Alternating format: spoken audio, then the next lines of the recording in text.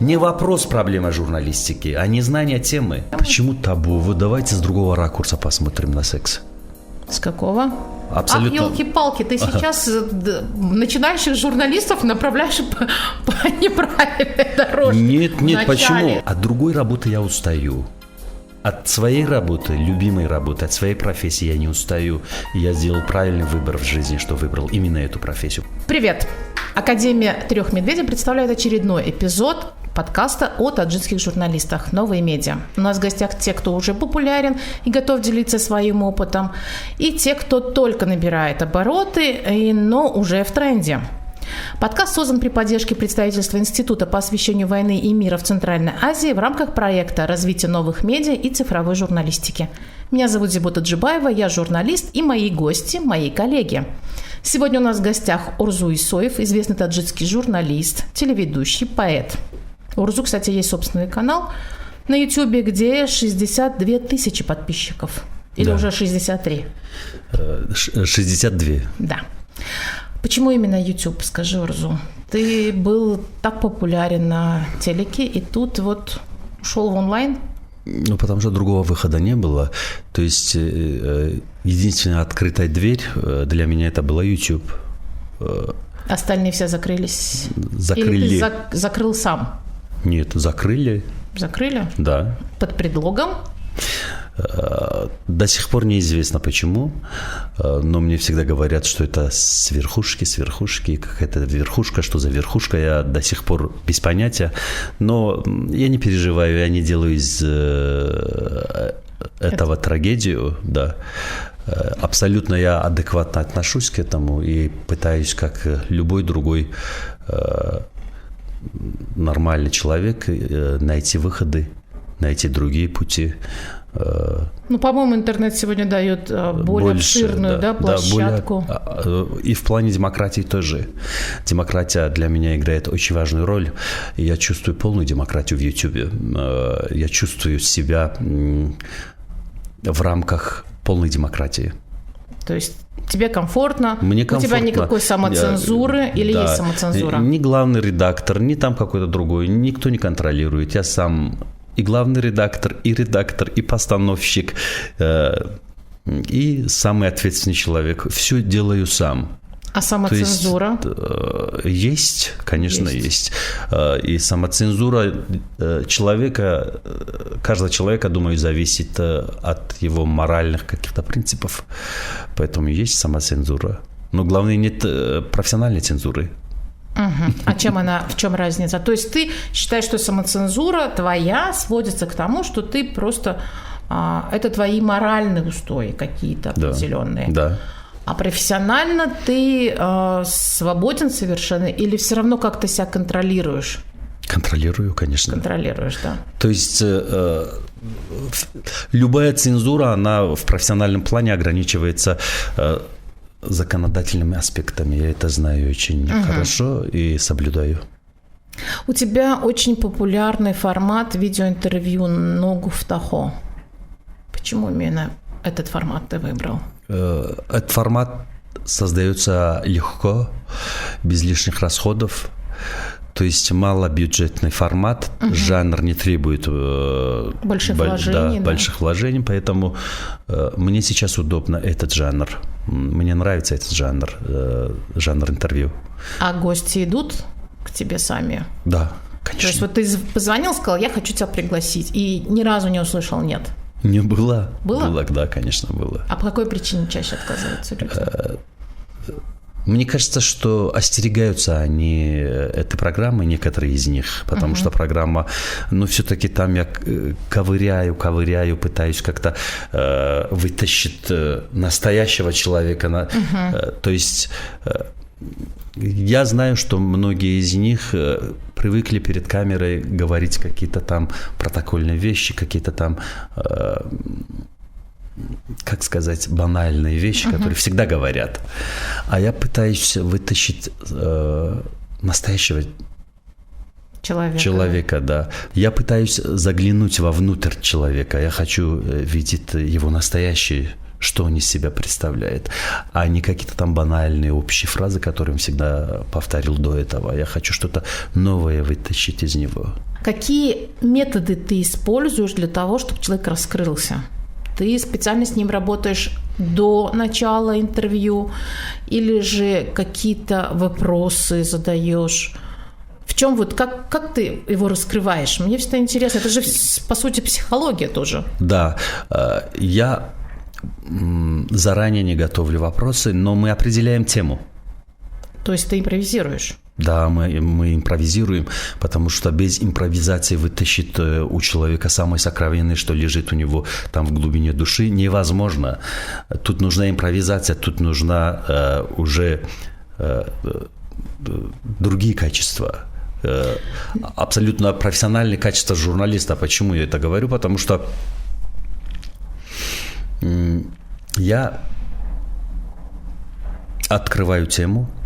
Заранее мы договоримся о теме, что за тема будет у нас. Но вопросы я заранее не готовлю никогда. Вопросы сами возникают от ответа моего собеседника. Ну, хотя бы 3 вопроса первых. Ты должен с чего-то начать. Тема абсолютно... Ах, елки-палки, ты сейчас начинающих журналистов направляешь по неправильной дорожке. Нет, почему неправильная дорожка? Вот вы знаете, вот жанр интервью, вы же знаете жанр интервью. Да. Интервью, диалог, интервью, монолог, интервью, зарисовка и разные открытые вопросы, закрытые вопросы, там бывают еще какие риторические вопросы.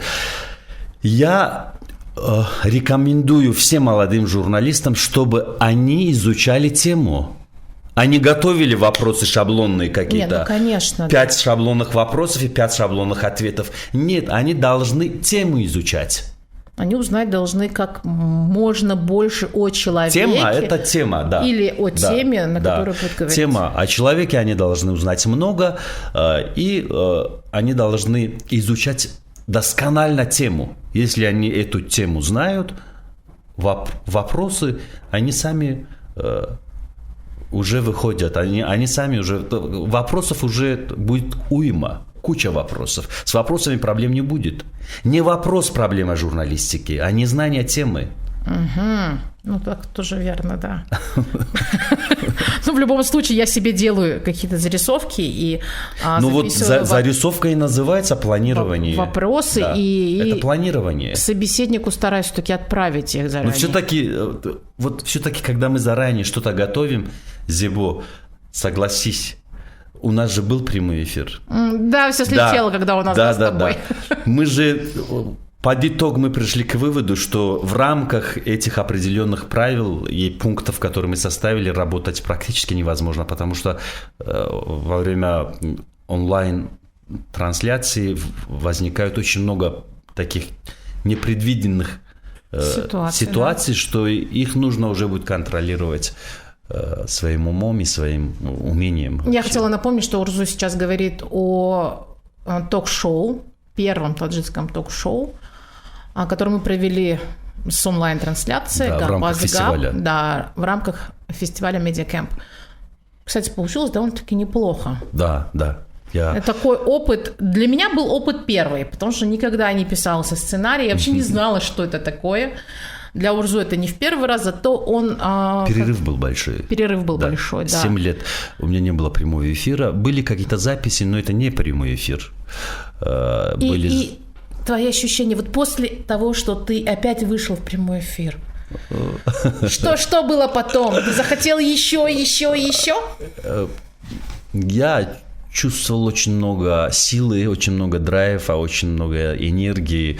Я был вообще как рыба в воде, я был вообще в своем омуте и головой окунулся туда. Я был счастлив. Это вот моя сумасшедшая любовь к этой профессии. Вот я на самом деле, у меня было такое ощущение, что лечу, у меня крылья. Я это заметила, кстати, ты преобразился сразу на сцене. Да. Смотри, кто твой основной зритель на YouTube-канале? Это в основном мигранты, где-то 70% моей аудитории – это мигранты наши, соотечественники, которые работают в территории Российской Федерации. В основном это город Москва, Санкт-Петербург, Екатеринбург, Новосибирск и все другие маленькие города Российской Федерации. А 30% – это страны Центральной Азии, это страны бывшего Союза, где-то там 3% – это Европа и Америка. А Таджикистан? Тоже в список вот этих стран бывшего Союза. Много-мало по Таджикистану? Как ты думаешь? 8% где-то вот так. Но это мало довольно-таки, да? Да. Почему? Потому что, наверное, интернет дорогой, скорость плохая, и не каждый имеет доступ к интернету. Мне кажется, это. Послушай, пользователи соцсетей, они же казнят и милуют прям вот, как говорится, одним росчерком пера. Да. Ты это по себе знаешь. Да. Как ты относишься к негативным комментариям? Адекватно, нормально, реагирую нормально. У тебя на канале не пытаюсь что-то доказывать, что-то показывать. На канале закрыты у тебя комментарии? Нет. Нет, открыты. Все открыто. Фильтруешь? Да. То есть оскорбления ты удаляешь? Да. А негатив, просто критику? Просто критику, если она в рамках каких-то там общечеловеческих моральных правил, да. А если там какие-то слова очень непристойные, я это удаляю. И думаешь, что правильно? Да. Я тоже удаляю, если честно. Для тебя есть запретные темы? Вот о чем бы мы могли с тобой поговорить? Наверное, религиозные темы. Я в этом плане пытаюсь воздерживаться. Я не хочу лезть в это. Я не знаю, наверное, все каноны религии. Поэтому я избегаю таких тем. Только из-за того, что ты не можешь, да, то есть оценивать, насколько правильно или неправильно. Да. А остальные, секс, например? Это нормально. Это нормально. Да. У тебя, кстати, есть и стихи, и поэзия есть на эту тему. И критиковали? Да. Сильно? В плане секса, я думаю, каждый из нас профессионал. Мы все знаем, мы все знакомы с этим. И тут нечему учить. Почему ты выбрал секс в своей поэзии? Я не выбрал, это просто состояние души. Стихи, они появляются, рождаются как дети. Допустим, мы же не можем выбрать цвет кожи своего ребенка или там овал лица, или, я не знаю, там даже цвет пол мы глаз, не можем выбрать. Даже пол. Вот стихи также, они рождаются, они иногда уродливые стихи, иногда красивые, иногда порядочные, иногда шаловливые. Это же самое. Шаловливые это какие? Это вот то, что связано с сексом. Ты их публикуешь? Да. Давно уже. Какой год? Вот у меня страница в Фейсбуке. В Фейсбуке все мои публикации с 2000, по-моему, 10 года или 12 года. Вот приблизительно за этот период очень много стихов. У меня там, наверное, 1000 стихов. Там открыто все: человеческие отношения, соприкосновение двух тел, привыкание двух душ, соприкосновение кожи, вот эти ощущения, все, что мне довелось пробовать в этой жизни, в этих стихах есть. То есть... А самое шаловливое четверостишье прочесть можешь? Прочесть... По памяти. Наверное, не могу прочесть, потому что я не учу их наизусть, свои стихи. Но по смыслу могу сказать, что на какие темы у меня были. Давай, на какие темы? Это опять-таки это не секс, а это просто повседневный, не повседневный, а это просто случай из жизни каждого из нас, по-моему. Каждый человек столкнулся с этим. Допустим, соприкосновение двух ног под столом в ресторане. Дама и кавалер. Мужчина, да. сидят и ноги соприкасаются. Я думаю, многие из наших зрителей тоже знакомы с этим. Это знакомое чувство соприкосновения ног или соприкосновения рук.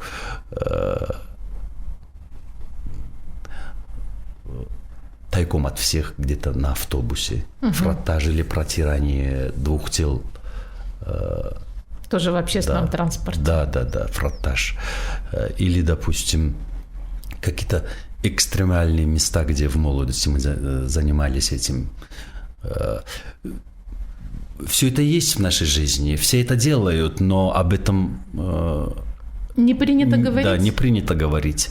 Поэтому я каждый этот случай отдельно разместил в стихах. То есть, когда я не люблю, когда стихи составляют под какими-то общими девизами. Допустим, если у меня тема вот эта квартира, вот эта комната, я не пытаюсь в общих чертах говорить об этой комнате. Я просто выбираю деталь, маленькую деталь, и на основании этих маленьких вот этих особенностей я составляю общий характер своего стихотворения. Вот, кстати, про маленькие детали. Вот этого всегда я прошу от авторов, которые пишут истории человеческие.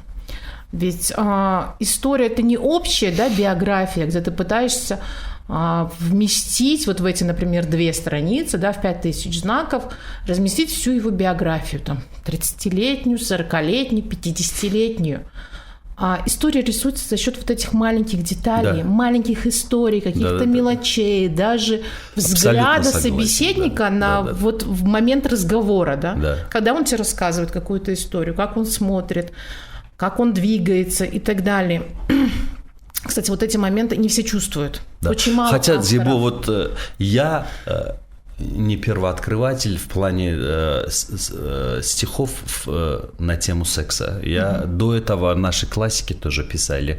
Просто, может быть, вы не в курсе, но наши классики очень открыто писали про это. Я могу даже привести примеры, на каком уровне они открыто это говорили. Очень открыто.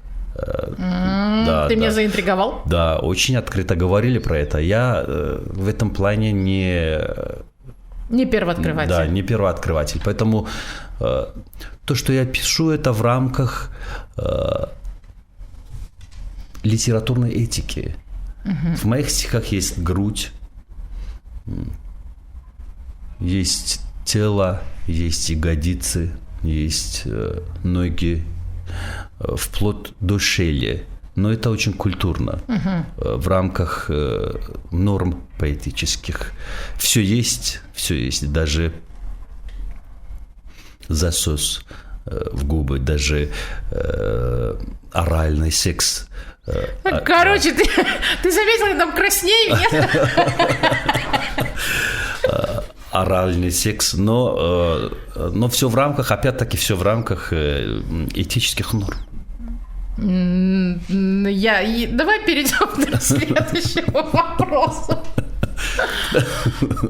У твоей дочери тоже есть свой собственный канал на YouTube, Хабаркаш. Ты влиял как-то на ее решение? Нет, абсолютно. Канал стоял без материала долгое время.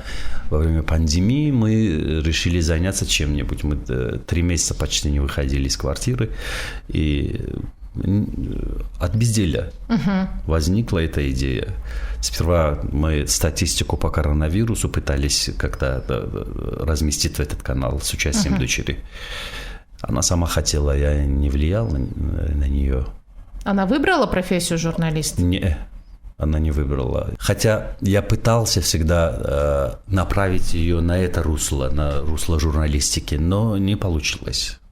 Она все-таки выбрала медицину, и я не стал настаивать. Да, настаивать. Сожалеешь об этом? Как-то так с жалостью ты сказал, что с сожалением это. Ну, во-первых, я давить на нее не хочу. Это же профессия, потому что... Почему я не давил на нее? Потому что профессию надо любить. Вот от другой работы я устаю. от своей работы, любимой работы, от своей профессии я не устаю. И я сделал правильный выбор в жизни, что выбрал именно эту профессию. Потому что я, помимо своей профессии, еще занимался другими делами, но я чувствовал усталость, чувствовал угнетение, чувствовал, что внутри я сам себя насилую в какой-то степени, сам себя съедаю. Это против моих желаний, это против того, что я хочу. Поэтому она тоже должна любить свою профессию. Если она любит эту профессию, пожалуйста. Поэтому я не стал настаивать. Она выбрала эту профессию. Хотя многие родители говорят: нет, я не хочу, чтобы мои дети выбрали именно мою профессию. Это неблагодарная профессия, это 5-е, 10-е. Нет, неблагодарность это везде. Неблагодарность не относится к профессии. Да. Неблагодарность это зависит от коллег, допустим, от бюрократии, от руководства, от кого-то еще. А профессия тут ни при чем. Я тоже до корней волос журналист. Да, это не вытравить ничем из меня. Да, абсолютно. Поэтому я, в отличие от других, я всегда хотел, чтобы мои дети выбрали именно мою профессию. Это мое желание. Ну, наверное, их 3, один из них, наверное, выберет эту профессию. Ты не теряешь надежды. Да. Но все-таки выбор всегда остается за ними. Одно время Таджик-фильм хотел контролировать все, что выпускают таджикские блогеры в YouTube.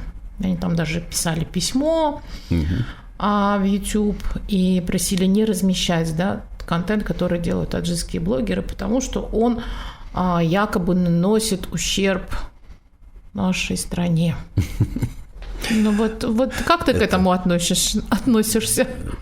Я просто хочу смеяться. Это смешно. Это нереально, потому что YouTube – это компания, которая не принадлежит нашей стране, во-первых. Во-вторых, у них есть свои правила. Вот киностудии особо не стоит беспокоиться по этому поводу, потому что YouTube сам уже заранее установил свои правила, свои установки там. Там нельзя, допустим, разместить видеоматериалы, которые содержат сцены насилия, кровопролития и все такое. Там, когда мы заливаем видео, эти пункты выходят. И каждый блогер, он должен соблюдать эти правила, потому что YouTube может в противном случае заблокировать канал, забанить его, и возникнут проблемы. В YouTube все в рамках правил, и никакая страна, мне кажется, и никакая киностудия не может повлиять на них. Там свои собственные правила. Если... Ну, согласись, там, я думаю, что они больше беспокоились не о том, что там наши будут размещать какие-то сцены насилия, а именно о низкокачественном контенте, где нелепые шутки, какой-то, я не знаю, дурацкие, вот, например, розыгрыши. Их же это больше, наверное, волнует, о том, что они там высмеивают или, может быть, принижают таджиков. Ну, опять-таки, вот это... против каких-то демократических правил, потому что я же почему говорю, что в YouTube я почувствовал полную демократию. Допустим, в YouTube любой материал, который не содержит сцены насилия или там кровопролития, или там детское насилие или что-то в этом роде, если нет таких сцен, любой материал имеет право быть размещенным. Поэтому... И мне кажется, что... Такие правила. Значит, в природе все имеет право жить. И самый красивый цветок, и самая простая трава, сорняк даже. Ну вот я тоже с этим согласна. То есть, в принципе, на такой даже низкокачественный контент всегда есть свой зритель. Да, в принципе. Конечно. И возможно, что это вот прямо сейчас нужно пройти этот этап, когда все поймут, что это не тот контент, который нам нужен, и мы просто, и блогеры сами потом начнут делать что-то лучше. Что-то интереснее. И потом, если они хотят привлечь аудиторию, они должны сделать очень реальные, естественные программы, которые отвечают стандартам. Зритель выбирает то, что ему нужно, то, что ему нравится, то, что правдивое. Последние годы, мне кажется, что я вот очень долгое время работал на государственных каналах. Наши телеканалы, они потеряли аудиторию. Сейчас аудитория уходит уже на эти пространства, на интернетные эти программы. Не только аудитория уходит туда, но и профессиональная журналистика тоже уходит туда, как мне кажется, да. Поэтому, с этим трудно не согласиться. Поэтому народ предпочитает реальные вещи, правдивые вещи ждет от журналистов. А эту правду они находят в интернете. Ну да. И, в принципе, несмотря на то, что у нас дорогой интернет, люди продолжают искать эту правду в интернете. Да, да. Правда находится там. Что бы ты посоветовал начинающим блогерам, журналистам при открытии своего канала в YouTube? Вот что? Ну, какие-то, может быть, там 1, 2, 3 пункта. Первый пункт – это, в первую очередь, они должны осваивать законы о СМИ. Потому что незнание законов не освобождает от ответственности. От ответственности, и потом у них могут возникнуть большие проблемы на этой почве. Было же с некоторыми блогерами. Да. Поэтому они... Ну, ничего, там 10 дней туалет помыли. Что еще? Второй пункт – это качество программ. Картинки именно. Да. Качество звука, качество видео, правильный монтаж. И все, ну, все-таки я телевизионщик. Блогеры на это мало обращают внимание, но я вплоть до мелочей. Да, мелочей обращаю внимание на это. Это же школа телевидения. Я уже не могу быть другим, я не могу быть блогером. При всем моем уважении, при всей свободе, которая есть в интернете, я не могу позволить себе это. А третье? Третий пункт – это контенты. Я хочу, чтобы находили какие-то хорошие идеи, новые идеи, креативные идеи и шли к этому более профессионально, чтобы наш контент хотя бы был наравне с русскими контентами, с контентами европейских стран. Хотя бы поднять немножко по качеству уровень. Для меня самое главное – контент. Пусть хоть как он будет упакован. Я же тебе говорю, там картинка, может быть, где-то съехала, титры с опечатками. Но содержание, просто содержание должно быть вот такое. Хорошо. Спасибо большое за беседу. Несмотря на то, что это было раннее утро, мы такие заспанные, еще не проснулись, кофе еще не пили. А я уже выпил. Да? Да. Молодец. Я еще нет. Подкаст создан при поддержке представительства IWPR в Центральной Азии в рамках проекта развития новых медиа и цифровой журналистики. Содержание подкаста может не отображать официальную позицию IWPR. Пока. Пока.